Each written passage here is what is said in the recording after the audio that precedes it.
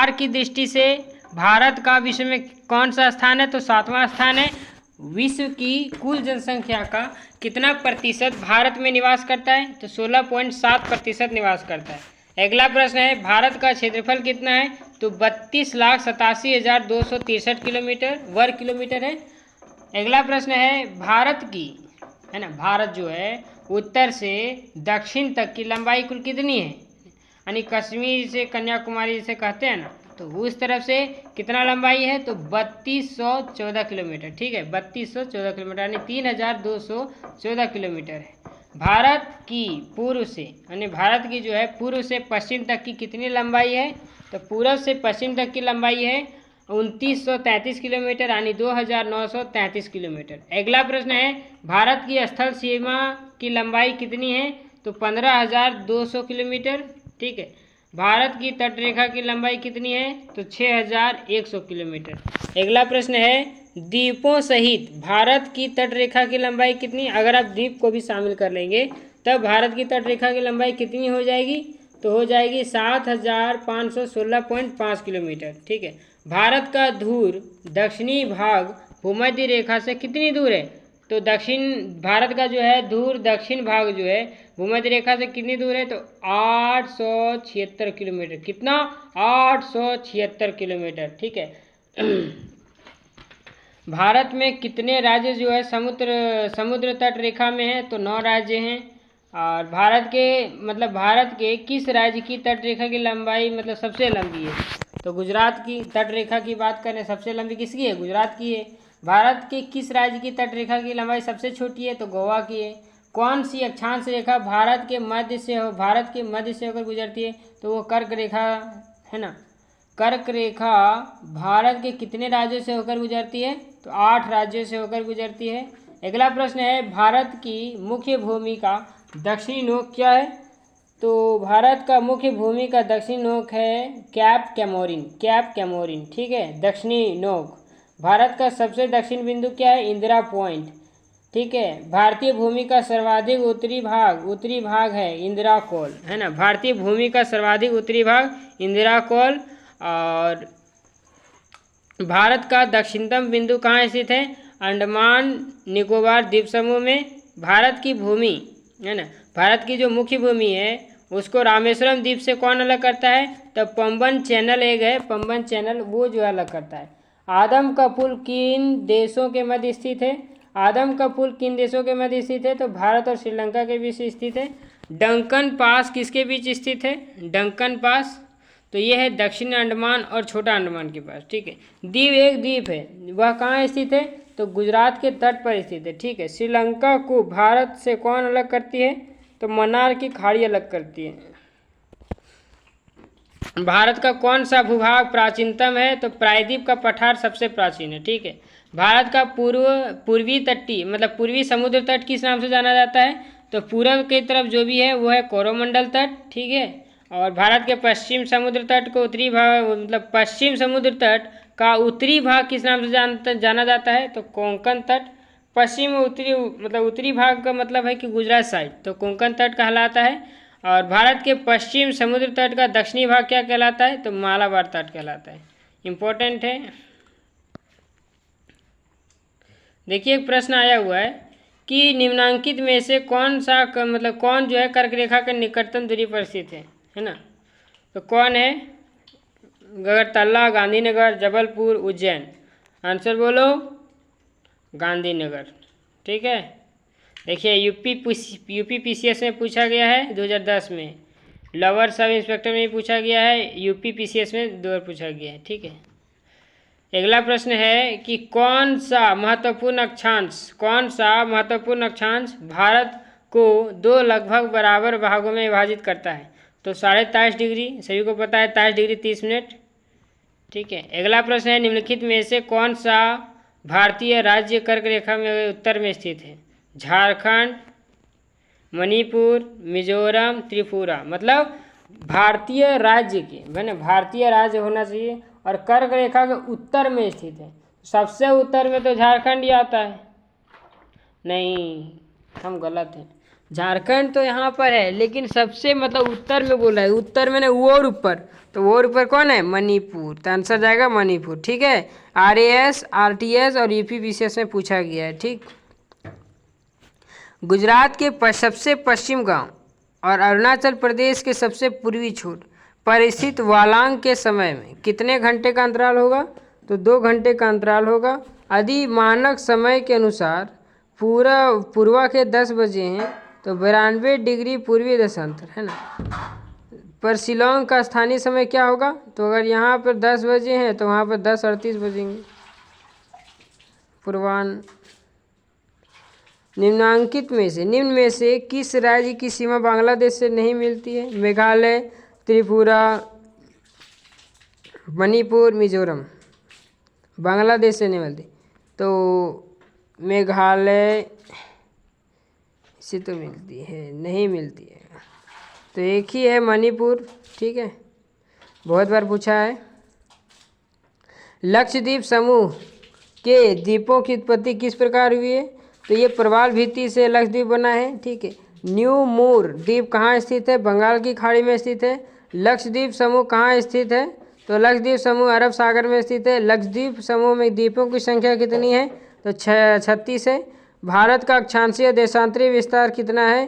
तो 8 degree 4 minute उत्तरी अक्षांश से 37 डिग्री 6 मिनट उत्तरी अक्षांश तथा 68 डिग्री 7 मिनट से पूर्वी देशांतर, 97 डिग्री 25 मिनट पूर्वी देशांतर। ठीक है, अगला क्वेश्चन है आपका कि भारतीय उपमहाद्वीप किस भूखंड का भाग है? भारतीय उपमहाद्वीप किस भूखंड का भाग है? तो गोंडवाना लैंड का भाग है भारतीय उपमहाद्वीप जो है किस भूखंड का भाग है? तो गोंडवाना लैंड का ही एक भाग है। भारत जो है किस गोलार्ध में स्थित है? तो भारत जो गोलार्ध में स्थित है वो है उत्तरी और पूर्वी में। ठीक है, भारत का सुदूर पश्चिम बिंदु कौन सा है? तो 68 डिग्री 7 मिनट पूर्व गुजरात में। शिव समुद्रन किस नदी पर बनाया गया है द्वीप है? तो ये कावेरी नदी पर बनाया गया है। भारत की प्रादेशिक जल सीमा समुद्र तट से कितनी समुद्र मील मतलब समुद्री झील तक की दूरी तक है ना। भारत की जो प्रादेशिक जल सीमा है वो समुद्र तट से लेकर चलेंगे तो कितना समुद्री झील की दूरी तक है? तो 12 समुद्री मील जो है, 12 समुद्री मील, यहाँ झील लिख दिया है, 12 समुद्री मील तक की दूरी तक में क्या है हमारा क्षेत्रफल, यानी हम वहाँ तक रहेंगे, मेरा बॉर्डर। 10 डिग्री चैनल किसके मध्य स्थित है? तो छोटा अंडमान और निकोबार है ना, छोटा अंडमान और निकोबार, अंडमान निकोबार, छोटा अंडमान और निकोबार में है। और भारत और तथा पाकिस्तान के मध्य अंतर्राष्ट्रीय सीमा का नाम क्या है? तो भारत और पाकिस्तान में रेड क्लिफ लाइन है। भारत और चीन के बीच सीमा बनाने वाली रेखा का नाम है मैकमोहन रेखा। भारत और अफगानिस्तान के बीच अंतर्राष्ट्रीय सीमा का नाम है डूरन रेखा। ठीक है, भारत की सबसे लंबी स्थलीय सीमा किस देश के साथ? तो बांग्लादेश। भारत की सबसे छोटी स्थलीय सीमा किस देश के साथ? अफगानिस्तान।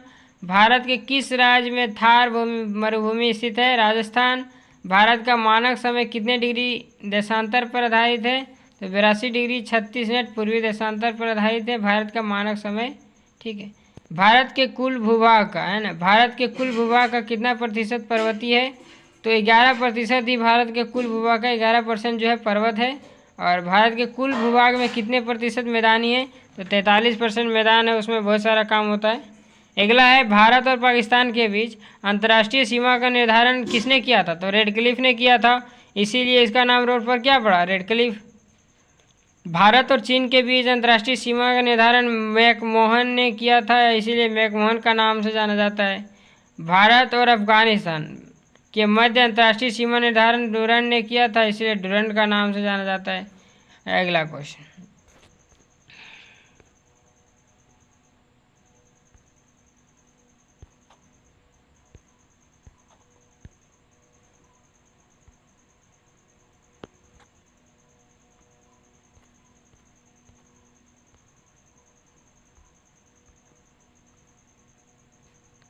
यहाँ देख लो। ठीक है, पड़ोसी देशों के साथ भारतीय सीमा की लंबाई। देखिए, पड़ोसी देश मेरा बांग्लादेश है, जहाँ पर हम इसके साथ सीमा साझा करते हैं 4096 किलोमीटर। अगला क्वेश्चन है चीन। चीन जो है 3,917 किलोमीटर, और पाकिस्तान के साथ 3,310 किलोमीटर, नेपाल के साथ 1,752 किलोमीटर, ठीक है, और म्यांमार के साथ 1,458, भूटान के साथ 587, अफगानिस्तान के साथ 80 किलोमीटर। भारत के पर्वत, हिमालय पर्वत किस पर्वत पर है? तो वलित पर्वत पर है। भारत का कौन सा पर्वत नवीनतम है? तो हिमालय नवीनतम है।